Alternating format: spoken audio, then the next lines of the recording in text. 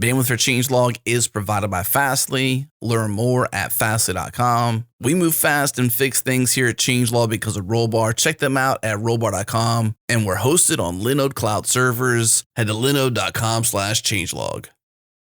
This episode is brought to you by DigitalOcean, the simplest cloud platform out there. And we're excited to share they now offer dedicated virtual droplets. And unlike standard droplets, which use shared virtual CPU threads, their two performance plans, general purpose and CPU optimized, they have dedicated virtual CPU threads. This translates to higher performance and increased consistency during CPU intensive processes. So if you have build boxes, CI/CD, video encoding, machine learning, ad serving, game servers, databases, batch processing, data mining, application servers, or active front-end web servers that need to be full duty CPU all day, every day, then check out DigitalOcean's dedicated virtual CPU droplets. Pricing is very competitive, starting at $40 a month. Learn more and get started for free with a $100 credit at do.co/changelog. Again, do.co/changelog.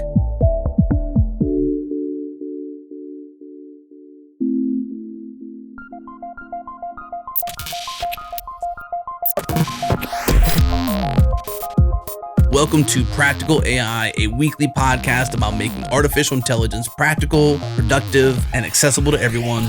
This is where conversations around AI, machine learning, and data science happen. Join the community and Slack with us around various topics of the show at changelog.com/community. Follow us on Twitter. We're at Practical AI FM. And now onto the show. Welcome to another fully connected episode of Practical AI. In these episodes, Chris, my co-host, and I keep you fully connected with everything that's happening in the AI community. We'll take some time to discuss the latest AI news, and we'll dig into some learning resources to help you level up your machine learning game. So I'm Daniel Whitenack. I'm a data scientist with SIL International. And I'm joined by my co-host, Chris Benson, who's a chief strategist for AI and high-performance computing at Lockheed Martin. How you doing, Chris? Doing great. How's it going today, Daniel? It's going good. No complaints. Was dealing with some CUDA version issues for a couple days, and that is in the past. So all is looking up. What about you? Well, doing similar stuff. I moved into a different position at Lockheed Martin. My boss became the chief data officer of the company, and so we're doing all sorts of cool stuff at work, and that's taking my time. Awesome. Sounds exciting. Well, I know we're kind of we're moving into summer, and I would consider kind of summer and into the fall the really heavy part of conference season. So I know I've been trying to figure out, what I want to put on my schedule, where I want to be, what I'm involved with. And I know you're pretty involved in the conference circuit as well, right? I am. I was when we decided this was what we were going to do. I went back and looked, and I think I gave about 20 talks last year. So yeah, that's a lot. I've scaled back probably from that level. So I'm probably involved in a handful of conferences each year now. But I've scaled back this year as well. It was getting to be a bit of a burden, a little bit too much there. Yeah, it can be too much, but since we're kind of going into conference season, what I was thinking was, we've talked about a lot of technical subjects on the podcast, so whether that be certain types of neural nets, we've also talked about kind of overviews of infrastructure and other things, but we haven't really talked about, what types of events happen in the AI community. And by events, I mean like conferences, meetups, and things like that. If you're in the AI community, how you choose which conference to go to. There's a lot of, kind of hyped conferences out there. How do you know what's going to be valuable for you? And how do you get involved in these things in terms of speaking and other sorts of involvement? So I thought it'd be good to kind of just go around and see what your thoughts are on those subjects, Chris, and maybe we can kind of parse through some of this world of AI events. Does that sound okay? Sounds good to me. Awesome. Well, I'd be kind of interested, I'm sure our listeners would too, in kind of how you went from maybe I'm assuming at some point in your life you were not giving 20 talks per year or being involved in 20 conferences. So kind of what does your background look like on that front, and how did you kind of ramp up into that just generally? So for me, I've done talks on and off over the years, but actually, as I turn toward this, I'm gonna point right back at you and note this is something obviously you know, but I turned to you as I was thinking about doing some talks here and got some great advice from you. And then and you kind of steered me into how to do it, and that was very welcome. I've used that over and over again, and then I kind of dived right into it. And kind of did some stuff and kept building upon it, and did a little more and building upon it. And after you get a little bit of experience, even if you're starting from nothing, you quickly kind of learn how to do it. And we'll talk about a lot of that today. And can kind of dive in. I started with meetups and moved up to doing conference talks, and then eventually keynotes, and they all have a distinct flavor all themselves. Yeah, definitely. For me, I came originally from academia, and the expectation there is probably that you're going to be doing some teaching and research talks and that sort of thing. So I did a little bit of that. That sort of world is very different from a lot of events in tech. Maybe not so much like some of the AI events that we'll talk about here in a bit, but so I got familiar with that. I actually really enjoyed teaching when I did that when I was a grad student. So I think I always had a desire to kind of be involved in community and teaching in some way. I do remember when I made my first step to giving a talk at a tech conference, which was very sort of new thing to me outside of academia. I was pretty terrified because I really had no idea what it would be like, what sort of thing I should present, and all of that. So yeah, it can be kind of a rocky road if you're getting into it. So hopefully we can clarify some of that road today. And also, even if people aren't wanting to get involved in a speaking context, at least try to figure out, what are the sorts of events that are going on in the AI world and what might bring value to them in other ways.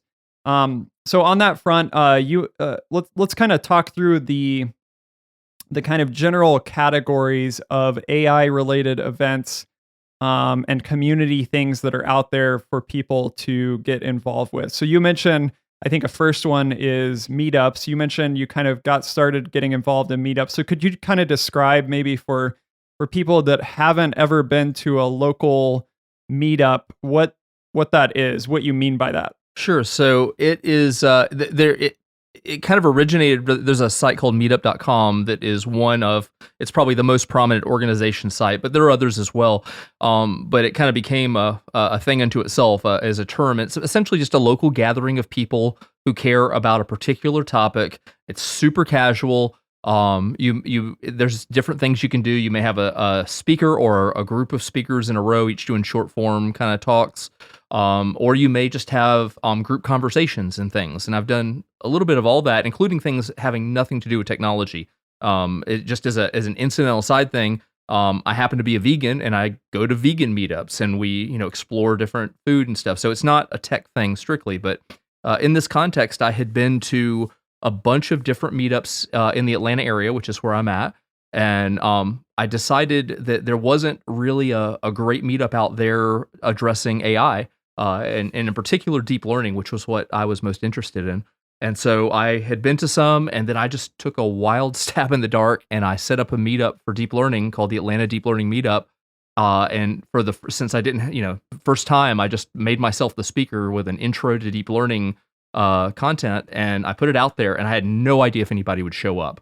And I was pretty amazed that even coming into it cold and having no experience, a whole bunch of people showed up, and it's gone ever since then. And so I'm always telling people I say are afraid of speaking or getting involved, and I say just go to your local meetup and just offer to do something. And if you have if you have an interest in a topic but you don't actually know it, a great way to learn it is to promise in a month or two that you'll do a short talk on it.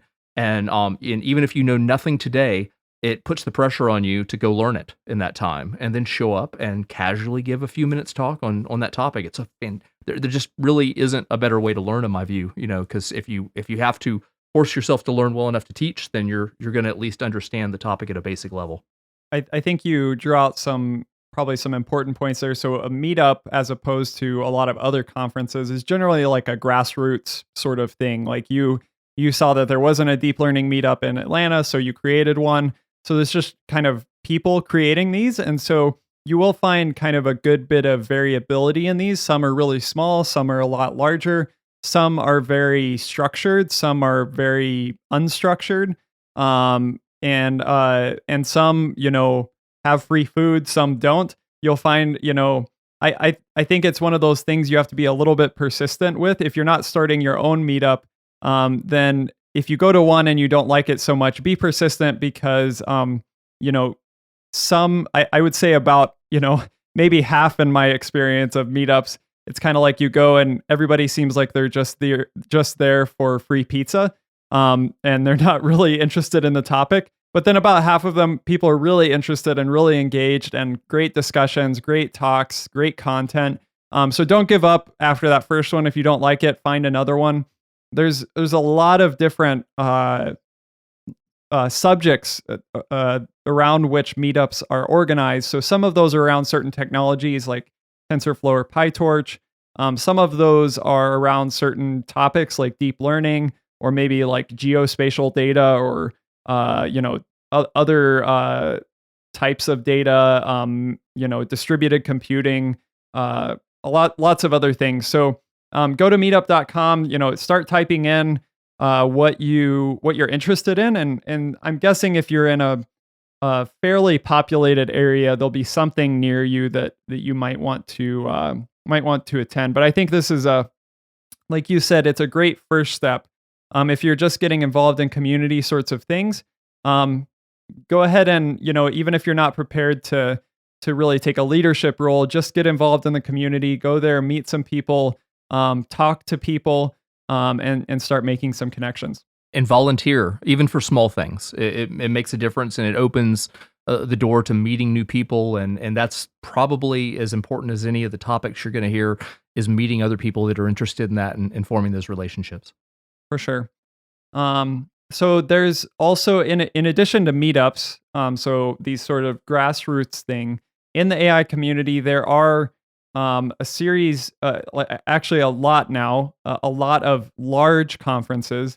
And a first group of these sort of larger conferences, I would kind of think of as large industry conferences.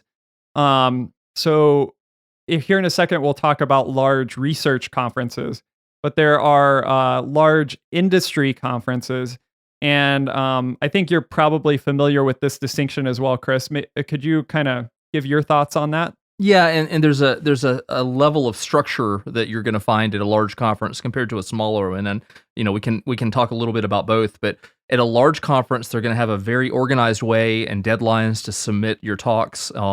And they're going to have a panel typically of people that are going through, if you're speaking or setting up various tracks. So they will attract hundreds or thousands of people to them, and so something large like I know well the O'Reilly conferences like O'Reilly AI and Strata and such, and they'll have multiple tracks, and so you're not going to see everything. You're going to see a very small percentage, but it's very structured. And we'll talk a little bit about kind of strategy on getting the most out of that as we go. But if you contrast that with smaller ones, you may be invited to speak or invited to a keynote, that kind of thing. So it's the amount of structure and the amount of formality around it, the larger it gets. Yep. And I think that these conferences, like you mentioned, so like O'Reilly AI, Strata, QCon, Spark Summit, MLConf, Applied Machine Learning Days. There's a whole bunch, and we won't attempt to list out all of them on this podcast. But you'll kind of get a sense of these conferences being places where people from larger companies and also people from startups as well, but mostly people from industry, are really presenting about their kind of applications of AI. and their kind of unique infrastructure around AI, how they used AI to solve certain problems. And so it's I would say more tech and application focused in the industry context, which is different from some other things that we'll talk about here in a second. Yeah, another thing, it might potentially be a downside in some of the larger ones is you'll also see a lot more commercialization these days. Yeah, some of them are expensive too. Yeah, they can be very expensive, and you really have to pick and choose what you want to, because there are talks that they will. There may be a technical topic, but it's really about what a particular company is doing very specifically, and it's kind of there's a little bit of branding around it. So I've gotten very particular in how I choose to spend my time at the larger ones.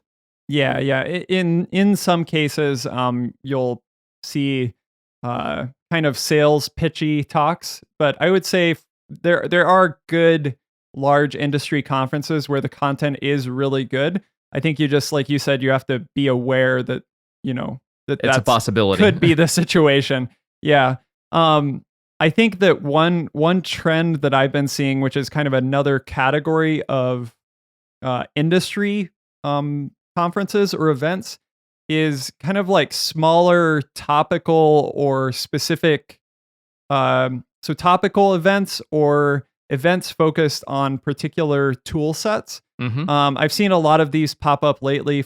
There have already been the TensorFlow Dev Summit and PyTorch Developers Conference, but I've seen things recently pop up around certain languages, of course, like the R conferences. But there's also like a spacey conference called IRL, or in real life. I recently saw announced an Allen NLP Summit. There's a lot of different kind of events that are smaller, so it might be like 50 or 100 people there, but it's the 50 or 100 people that are really, really interested and in the weeds with spacey. And so if you're that type of person that is really like into a particular topic or tool set, and that's like kind of where you live and do most of your work, that could be the most valuable thing for you. Instead of spending $2,000 or $3,000 to go to a large industry conference where there's very broad presentation of content, it might be better to just go to a place where you're going to be able to focus and hear a lot of content about the specific topic or tool set that you're focused on.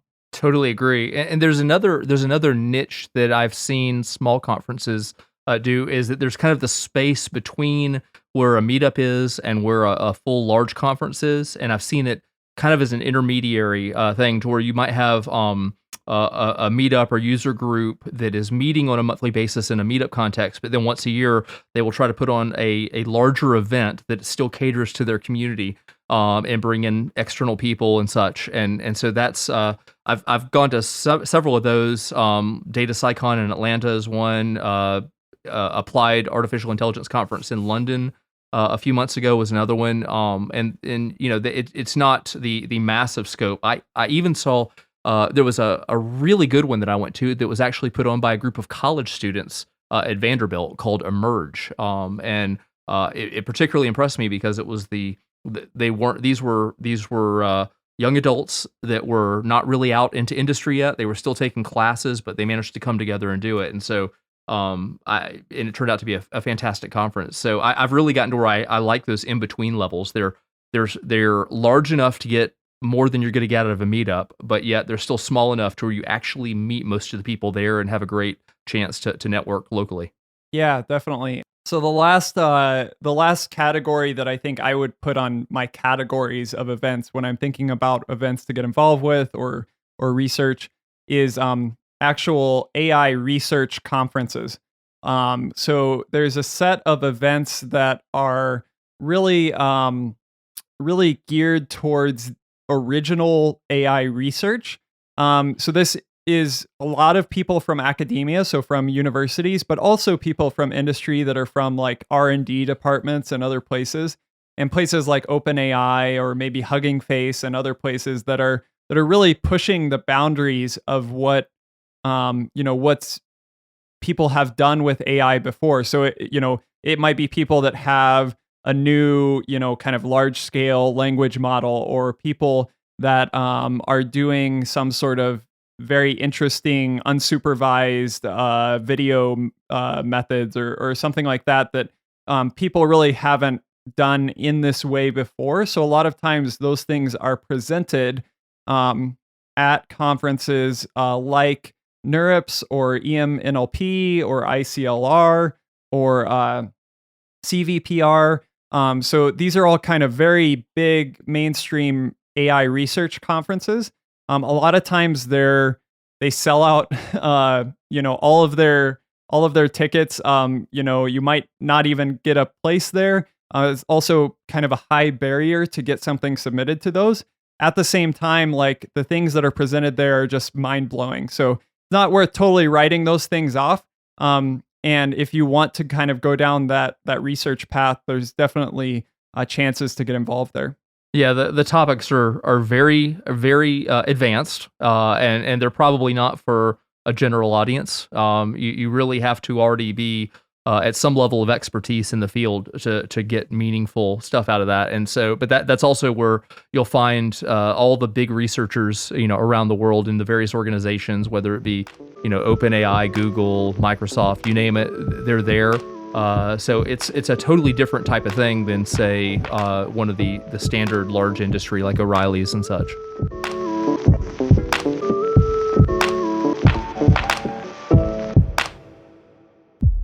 This episode is brought to you by StrongDM. StrongDM makes it easy for DevOps to enforce the controls InfoSec teams require, manage access to any database, server, in any environment. And in this segment, we're talking to Jim Mordko, VP of Engineering at Hearst. He's sharing how they're using StrongDM within their team of 90 plus engineers. It now takes them just 60 seconds to offboard a team member from a data source. We have an engineering team of somewhere in the area of 80 or 90 engineers. Because we've got so many services and many databases and so many developers, we need a reasonable way to manage access to them. It was a somewhat painful and labor-intensive process.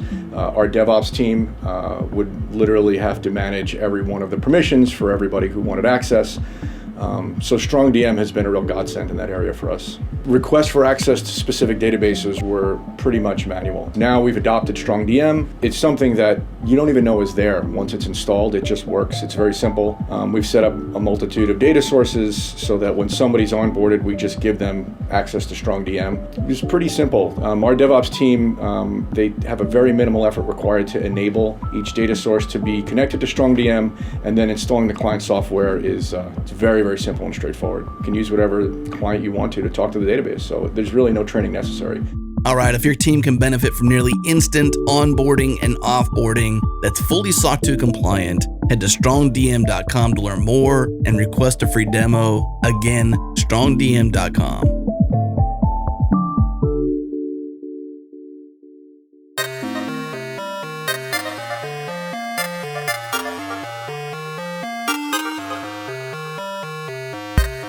All right, Chris, so now that we have our kind of general categories of conferences, so we've got research conferences and smaller topical or focused conferences, we've got larger industry conferences, we've got meetups. In your opinion, maybe we should kind of, where we should go next is talking about our opinions on why we should, or why we participate in these sorts of events, and maybe why we would recommend other people participating in these. What are your thoughts there? It's interesting. Something I noticed both about myself and other people that I've talked to, when people are first starting to go to conferences, they tend to say, I'm going to go and I'm going to listen to all the talks, and they want to get their money's worth and sit through. But after you've been to some, you start, like I alluded to earlier, kind of picking and choosing and figuring out where you're going to get the biggest bang for the time that you're spending there. And so I know for me, there are a couple of different areas. And one obviously is that during that conference, you have a concentration of expertise, about, the topics that the conference covers. And so, if you are doing work in a particular area or interested in a particular area, it's a great way to try to accelerate your learning process. And the way that I do that, at least, is I I differentiate what can I get done on my own when I'm not at the conference versus what do I do with all these experts around that I have access to. And so I will try to pick and choose the issues, and I will try to connect with people so that if I'm having trouble finding answers or how to get started on something in a certain area, or maybe I've run into a difficult problem that's not well documented, that's a fantastic kind of thing where you can go up to people who are, who have been there and done that and quickly get through those hurdles. And so that is one way that's one of the parameters that I'll use when I am trying to figure out what talks I'm going to go to and what people I want to meet.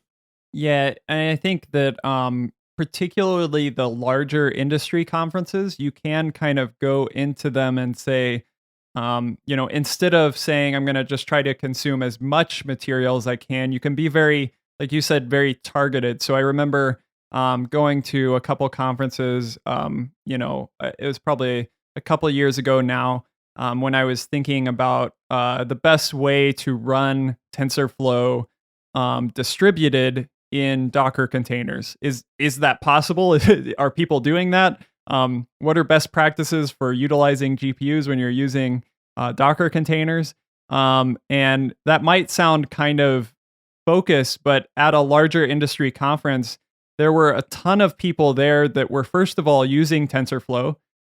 Second of all, doing some sort of deploys involving Docker. There were a bunch of people there involved in GPU stuff, and maybe people from NVIDIA. And so what I could do, like at that time, is just say, okay, who are all those sorts of people? Let me go to their talk, which is probably interesting anyway, but let me go up to them afterwards and kind of, hear more about their talk, but also pick their brain on some of these things, discuss some of these topics, how they're doing certain things, what recommendations they would have.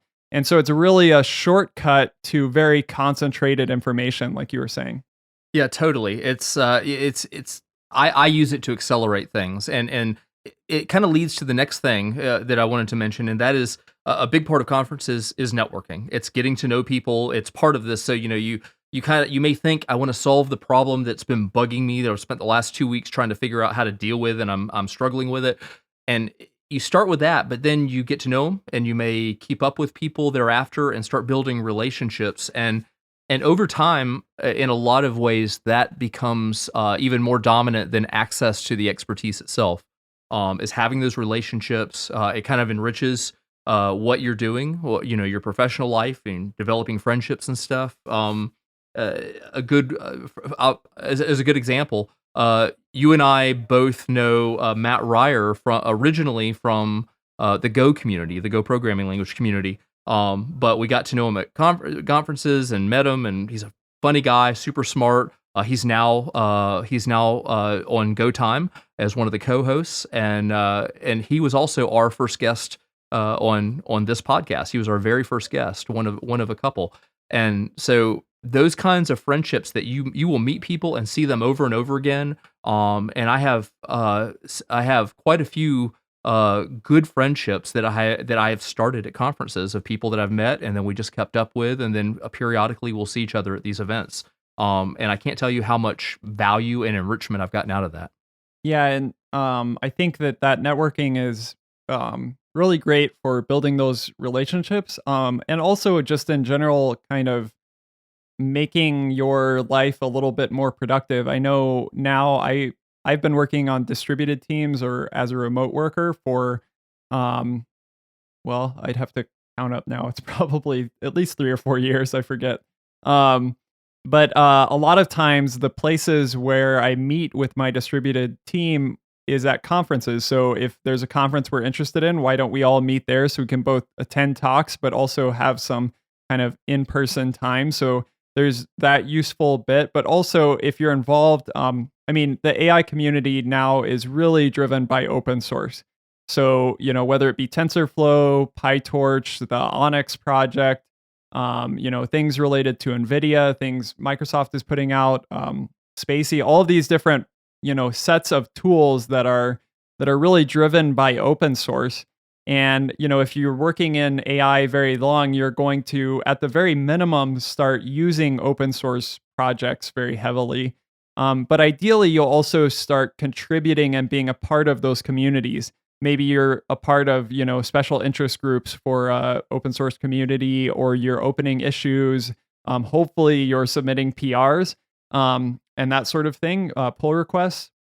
And I know there have been so many instances when I've been involved in projects where, I've submitted PRs, I've talked to people on Slack, online, or in forums, and and then I see them at conferences, and it's both great to kind of put a face to that person and have empathy for them and an interaction with them, but also, discuss those things like, hey, this is really what I was getting at with this proposal, or what I was thinking would be awesome to have in this module, or whatever it is.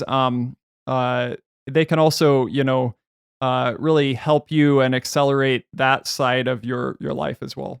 Yeah, absolutely. It's I know, like when I was at NVIDIA GTC a couple of months ago, we probably spent. I work for Lockheed Martin. We probably spent as much time with a bunch of us that had come in for the conference doing Lockheed specific stuff off to the side, and getting FaceTime instead of it just being conference calls and such. So that was great. And really, I think when you get to that point, and you have the expertise available, you have the networking side of things, and then you have this capability of getting other things done, you really start to plan your time out in terms of how you're going to get the biggest effect, for the time spent at the conference. So, and I find that personally, doing that, I get a lot more out of every conference than just going and just planning to sit through just talks or something.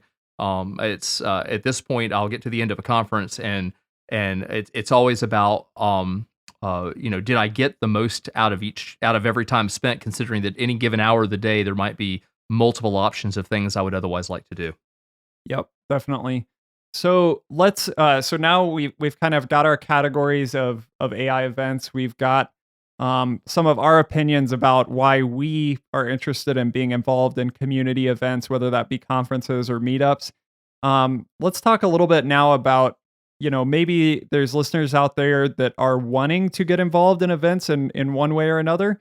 What are some ways that they can jump in and get involved? So, I think depending on your personality and your particular interests, there's a lot of different ways to get involved. There's, of course, opportunities to give talks at events, and meetups. And those talks could just be anything from a lightning talk, which, if you're not familiar what a lightning talk is, generally that's like 5 to 10 minutes, all the way up to like track talks and keynote talks that are maybe a little bit more high profile. Of course, there's ways to submit original research like we talked about. There's also ways to kind of mentor and help communities organize. So you can volunteer to help, at events, providing certain services, volunteering, making the conference safe and accessible. There's also ways that you can help contribute by teaching. Maybe it's a workshop. You have expertise in a certain area that you'd like to kind of get out to the wider community. So there's also opportunities for teaching and workshops. So depending on what of those things you're interested in, you might have to jump through certain hoops. But when you're thinking about these sort of different routes to participation, what do you think is some of the best ways to get started along that route, Chris? Well, it kind of depends on where you're at. Starting, if you're just getting started in the field and you want to be able to go to conferences, and maybe you're a college student and don't have budget, you mentioned volunteering, and that's huge. There are so many volunteer opportunities that people can do and start working their way in. And then, you can get a pass because you're part of the staff there. You might manage a room. There's lots of different things that you can offer up that the conference is going to need. And it's a good way of not only getting involved when you may not have the budget for it, but it's a good way of getting access to people, and working your way in and kind of becoming part of the scene. And that's certainly something that I found is after I started getting involved in conferences, it tends to build on itself, and you actually will develop a little bit of a reputation. I don't mean in terms of being famous, but in terms of within the conference community, people say, "Oh, I know that Chris or I know Daniel, can help us on that. They've done this in the past. They might be interested," and they'll reach out to you and ask you if you want to do things and stuff. So that's a good way of getting involved initially. How about yourself? What have you seen there? Yeah, I think that in my mind, a kind of good general scaffolding or roadmap to think about if you're kind of new into the community, wanting to get involved is, like we've already talked about, get involved locally first at a local meetup. Ask to give a talk, ask to help volunteer, and as you do that, you'll kind of find out where you're interested in being involved, whether that's speaking or on a particular topic, or you have specific expertise in a certain place, like, maybe it's transfer learning or maybe it's computer vision or whatever it is. And then that will kind of help you decide how you want to contribute. Once you've decided that, then go out and do some research in these different areas, in the industry conferences, in the research conferences, in the smaller conferences. See what's coming up maybe later on down the line. Like, if I'm at this point now going into summer, I might be even looking at spring of next year or into summer of next year, and what's further down the line that I can plan for in advance. Try to think up some ideas for talks and workshops or papers. Find out what that event that you have targeted out ahead of time, what opportunities there are. Are there talk opportunities? Are there lightning talk opportunities? Are there workshop opportunities? Document those things, make sure the prices and the submission process are clear to you. And one of the biggest things that I would recommend is get feedback. So you're already going to be involved in your local meetup, and maybe you're involved online in forums or other things or open source projects. Ask some of your contacts in industry to review your abstract or to listen to your talk or to review your submission. That's a huge help as you're preparing to submit. The other last thing that I'd love to mention on this front is, for a lot of people, there's financial or other barriers that may kind of stifle or prevent you from participating in certain events. But I'd really encourage you, if you feel like you're in that place, don't give up. Be encouraged. We'd love for you to reach out to us on our Slack team or our LinkedIn page or something. So you can find us at changelog.com/community. And there are conferences out there that are willing to give scholarships for minorities and for other people coming from other communities. Maybe you're a student, maybe you're coming from a nonprofit. There's a lot of different routes into this. So if you feel like you're having trouble finding something that fits, reach out, and we would love to do our best to help connect you to those programs and those ideas. But there's something out there, and I'd encourage you to kind of be persistent and find that, and hopefully you'll find a welcoming community that will really kind of help build momentum in your career.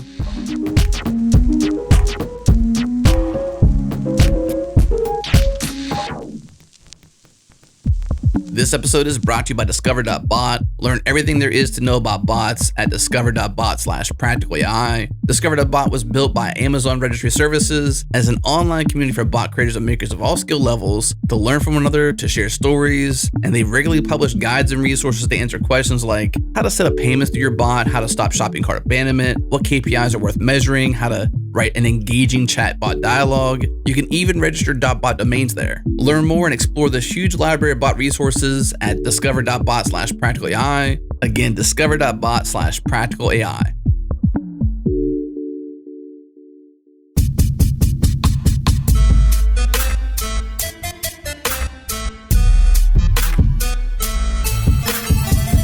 Let's turn to actually what it takes to do a talk at this point. That's obviously only one of the ways to get a lot out of a conference, but or a meetup, but it's a big thing, and it's not as hard as a lot of people expect it to be. There's a lot of people have fear of getting in, but honestly, that's kind of everybody that's there is in the same boat, and so I've seen people really blossom by deciding to start off maybe at a meetup and give a talk, and they do that, and it works out better than they thought, and so they decide to, hey, I'm going to try a small conference and submit. And so there's a lot that goes into those different things, and there's different types of talks. We've talked a little bit about starting off with a small, very casual talk on a topic at a meetup, but then after you feel pretty good about that, if there's a particular topic and you feel a little bit more confident about it, and you've spent a little bit of time working in it, and you think that you have developed enough knowledge in that to share with people, then I really encourage people to go ahead and submit their first talk to a small conference.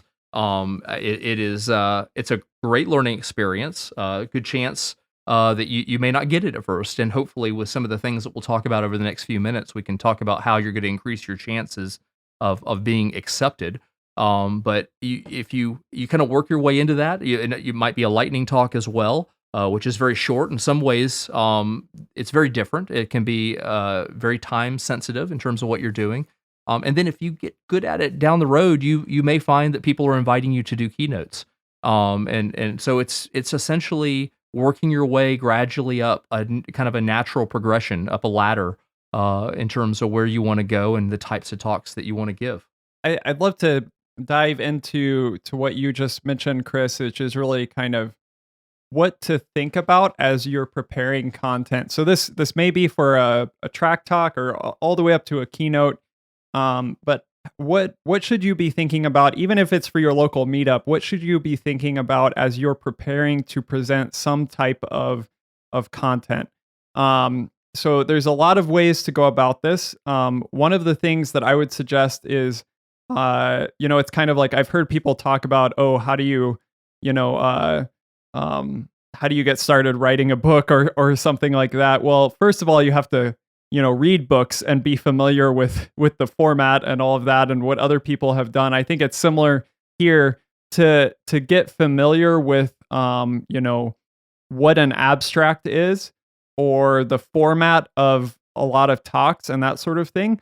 Do some research. So go to a lot of times now for many of these conferences, previous year's talks are all online, including like the abstracts and all of those things. So one of the best ways I think to get started is to kind of listen to some of the talks from previous year's conferences, look at some of the abstracts, and look at what topics were covered, look at the format of the abstracts, look at the format of the talks, the pace that people are going at, and kind of get a flavor for the styles of talks that are done at a conference. And I think that can kind of, not that you want to, just outright copy someone's talk, because that probably wouldn't get accepted anyway, but you can understand, what are some good ways to format abstracts? What are some good, ways to create titles for talks? What are some good ways to format your talk?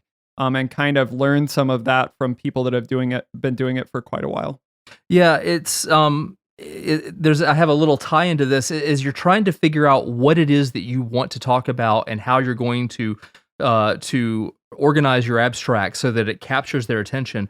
As I hope our listeners know, last week we had O'Reilly's chief data scientist, Ben Lorica, who was interviewed, and that was when I was at O'Reilly A. And when we were not recording the interview separately, I asked him, because he's the chair for the program, and I asked him, I said, Ben, I've submitted talks and been accepted by O'Reilly. I've also had talks rejected.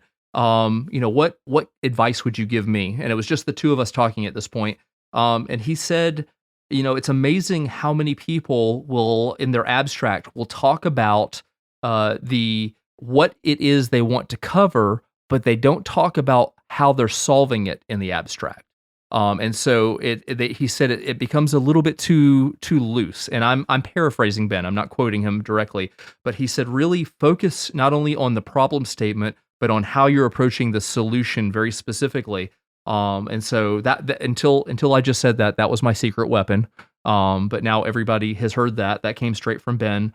And it was a great point. It's share with your potential audience what problem you're trying to solve, but then talk about where you're going to go. because you could actually have multiple talks about more or less the same thing with different types of solutions.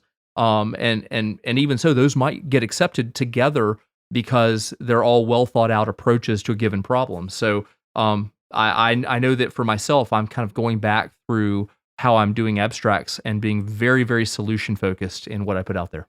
Yeah, I think you have to be specific. So, if I'm thinking about submitting an abstract, let's say I'm working in machine translation for low resource languages.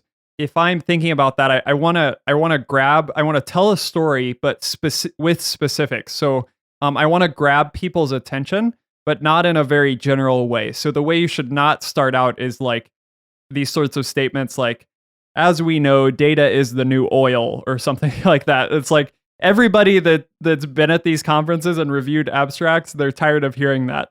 What they want to hear is, like 90% of the world's languages have no automatic machine translation available through Google Translate or other means. We at company X have developed blah, blah, blah with specifics about solving this issue and, really helping this target people or, whatever it is. So you want to grab people's attention, but be specific. Right? Absolutely. You want to be unique and show that you have a unique way of assessing the problem and providing a solution to it so that people understand that when they come and see your talk, they're going to get something they're not going to get anywhere else. And that if you're a conference organizer, that's the reason you're looking for that is, a conference is an event. It may be nonprofit oriented or commercial, but it's still something they want people to want to come to and to get a great benefit out. And if you're able to be that speaker who's going to provide the unique bit of value there, then that's going to truly grab the attention of both conference organizers and a potential audience so that people actually come to your speech. Yep. I guess, maybe we should mention too that there's kind of different, well, you've already mentioned that there's kind of different levels of talks. So a keynote talk might be higher profile. Everybody's in the same room that's at the conference to hear this keynote talk maybe. And then there's kind of track talks. So at maybe a larger conference, everybody together might be more than 1,000 people in the room to hear a single person talk. Whereas a track talk at the very same conference, it might be like 30 to 50 people in a room to hear a person present. Now, most of the time, the track talk is addressing a particular, like there might be a track on computer vision, or it may be even more specific than that. It might be a track on OCR, depending on the conference context. But these might be very specific tracks. And so the way that you frame your story when you're submitting to a particular track might be even more specific than it would be for a keynote talk where you're really trying to maybe inspire and motivate and that sort of thing. I know you've done both, Chris. What's your perspective on that? I would say, starting with the track talk, I would say that the larger the conference, the more specific you need to be. If you're at a very small conference, and your audience are people who might just be getting into AI and machine learning, then you could potentially do a little bit less specific and talk about maybe machine vision with convolutional neural networks and provide some use cases, because there might only be a dozen talks in the whole conference, and that's unique enough to provide that. If you go to like NVIDIA GTC, their GPU technology conference, which is a pretty big conference, you're going to be really, really specific there. It's going to have to be something where you're using CNNs in a specific use case and trying to get a specific objective. And so keep that in mind. The bigger the conference, the more specific you're going to want to be. Keynotes are a different animal. It's a larger audience, and you kind of have a job for the conference of framing the conference. And there are both opening keynotes and there are closing keynotes. And sometimes given tracks will have a keynote. And so if you're going to keynote, then you really have to look at the various talks that are in a track or within the conference, and you're providing a topic that can extend out to lend themselves to those individual track speakers. So you're framing how you're starting, and then a closing keynote. You're kind of framing the value they got out of it. While you're hitting a topic, but you're also trying to pull all those little track talks together and tie a bow on the end of it. Yep. And the content that you present, I would say, regardless of whether it's a track talk or a keynote, there's some guidelines that I think are just generally helpful for all of these talks. And the ones that I usually keep in mind are to not assume that the audience knows very much about the subject that you're dealing with. So this is dependent on whether you're doing a track talk or a keynote. But if you're doing like a keynote at an AI conference, my general level of thought is that the audience knows maybe what AI is, but not much else. And that's where I start, because you'll have a huge variance in people that are AI curious and all the way to people that are really into the weeds. But I've always found it better to err on the side of being too accessible. I've had a lot of times where I've been too detailed and I know that I've lost people, and I've had almost no times where I feel like I've been too high level or too accessible for people when I've created a talk. So I think it's better to try to err on the side of accessibility. And part of that, I think, is using pictures. Using pictures and trying to keep yourself from using too much jargon. You're going to have to use some jargon, right? But if you're using a whole bunch of acronyms more than you really have to, or other things, sometimes it's better to use pictures and to not make too many assumptions. And of course, for a track talk, maybe that's adjusted a little bit. Like if it's a track on machine translation, maybe you assume, okay, these people may have a baseline understanding of machine translation, but that's as far as I would assume. I wouldn't assume that they are even familiar with the type of machine translation that I'm going to be talking about. So I think it's better to err on that side. I completely agree with you. And if you are going to use jargon, define it along the way. Because especially these days with so many conferences having the talks on the internet after the conference is over, you may have a large number of people. The majority of your viewers may happen after the conference is over when they're viewing it on YouTube or some other platform. And so, may be very conservative in what you're assuming about your audience. And there may be people who just know everything there is to know, like you, that are there, but there may be people, as you said, who just barely aware of the topic and they're interested in learning more. And if you don't help them through that by either not using jargon or defining it, then you're going to lose them along the way, and they're not going to get the value that you're hoping they're going to get out of it. And pictures, absolutely. I mean, this is a medium that lends itself. You're doing a talk, but you definitely, and a little bit of this is probably some of the standard stuff that we talk about.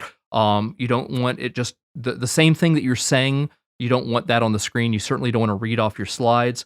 Have a picture that emphasizes what you're trying to say and is really, really focused on getting that idea across, so that you're complementing. You have the verbal and you have the picture, and together they help communicate what you're trying to the audience. Yeah, and maybe we can kind of end, start to wrap up and kind of discuss one more thing, which I think is relevant even beyond the conference setting, which is the way that you present content, even if it's in your company. And I think this is relevant if you're giving an AI talk at a conference, or if you're presenting your new AI-driven application to stakeholders within your company. A lot of this stuff carries through, like what we've already talked about assuming knowledge and using pictures, but also in the way that you prepare. So you've already kind of hinted at this, Chris, but in the way that you prepare, you can prevent a lot of pitfalls. So I think one of the biggest things that people are probably making the wrong assumption about is that these keynote speakers that give really awesome and dynamic keynotes at big conferences are just naturally good at doing that. And, it could be that they're used to it, and it could be that they have developed some good methods, but these people practice. And the only way to present yourself as that kind of as confident and not very rambling and not very wordy, but concise and effective is to practice and know exactly what you're going to say and practice it over and over. Practice your slide transitions. Practice, and not only in front of yourself and not only silently. Practice out loud. Practice standing up. And find someone, even if it's via Zoom or some remote way that you work, have someone listen to your talk and give feedback. Take note of when you are getting sort of rambling or maybe going off subject, and really dial those things in. So I think, people think that some people are just really good at this and others aren't. And there are people that it comes more naturally to, but for the most part, I think the people that do a good job at this put in the time to practice. I completely agree with that. One of the advantages of practicing a lot is as you go forward, it gets easier across multiple talks because you will develop a style as a speaker, and you'll come to be able to rely on your style to help understand how you're going to transition. It's not going to be your first, second, or third speech, but eventually you kind of know how you approach a certain thing, and you know how long you need, and that will help. You're still going to be practicing, but it's like anything that you do a lot. You kind of have that muscle memory effect, and that will happen with giving talks as well. Couple of big gotchas that I wouldn't want to close out without mentioning are a lot of times speakers will put way too much on a given slide.